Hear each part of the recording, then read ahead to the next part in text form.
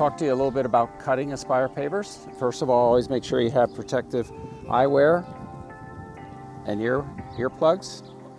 And the second safety factor is make sure you take a piece of scrap grid whenever you're cutting small pieces.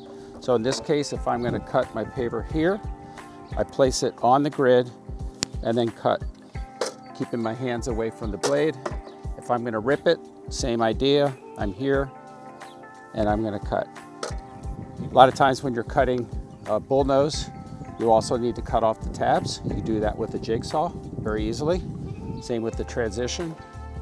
These pavers are designed so that they butt up right against the other paver. If I had another transition paver here. You start when you can with the chop saw because it's a lot quicker and easier. And you finish with the jigsaw when needed. If I'm going to cut transition pavers, very important to have grid underneath it so that's in the right position for the accurate cut. Same with the bullnose.